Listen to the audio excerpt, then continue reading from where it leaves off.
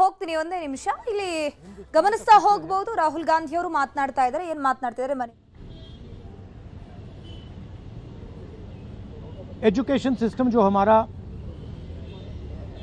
हमारी शान हुआ करती थी, पूरी दुनिया में एक्नॉलेज था कि हिंदुस्तान का एजुकेशन सिस्टम बहुत बढ़िया है, उस पर सालों से आक्रमण हो रहा है, उसको कैप्चर किया जा रहा है, उसको प्राइवेटाइज किया जा रहा है,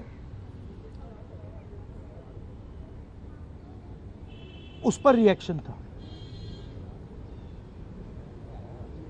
बेरोजगारी पर रिएक्शन था और जो हिंदुस्तान का जो आज हालत है, जो सिचुएशन है, उस पर रिएक्शन था।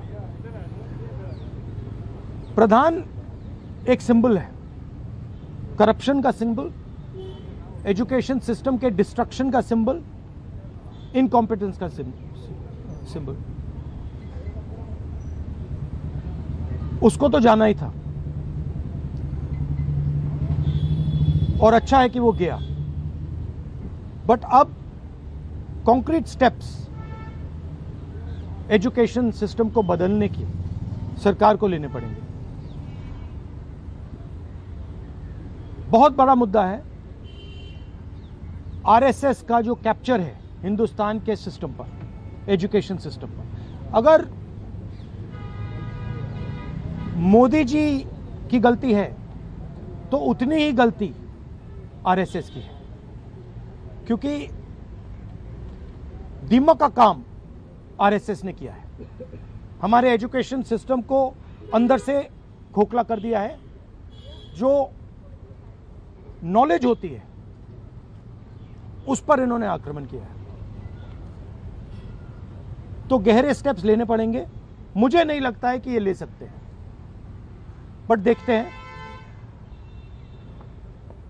स्टूडेंट्स की 2 और मांगे थी, उनको नहीं भूलना है। पहली मांग,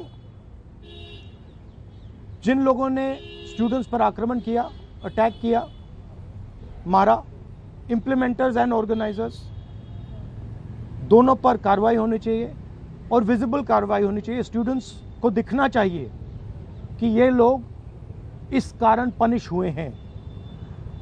और दूसरी बात, जो मेन ऑपरेटर हैं सिस्टम के, नरेंद्र मोदी जी, उनको हिंदुस्तान के स्टूडेंट्स से अपोलोजाइज करना चाहिए।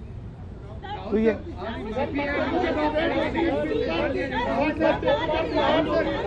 भैया देखिए, एक एक करके, one at a time. I can't hear.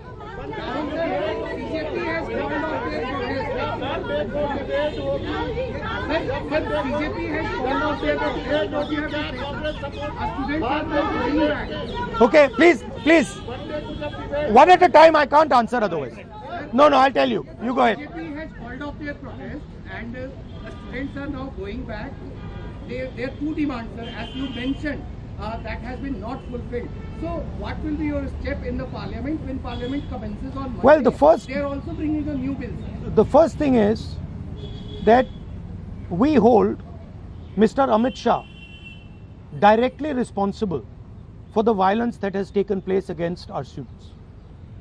He authorized the shooting of our students. He authorized the use of lethal weapons, pellet guns on our students. So that for us is a fundamental issue. We will not accept our own forces shooting the future of India. So that is going to be a major issue in Parliament. Of course, the students, as I said, have also got the demand of an apology from the Prime Minister. Look, this protest, the reason it has happened, the deeper reason it has happened, is that the Indian system, job creation system, education system, institutional system, media system has been destroyed. It has ceased to exist. There are consequences to this. We are facing now a time of serious economic crisis. And in times of serious economic crisis, you need that system. So, the government should be aware that what has happened here is just one step in a very deep problem.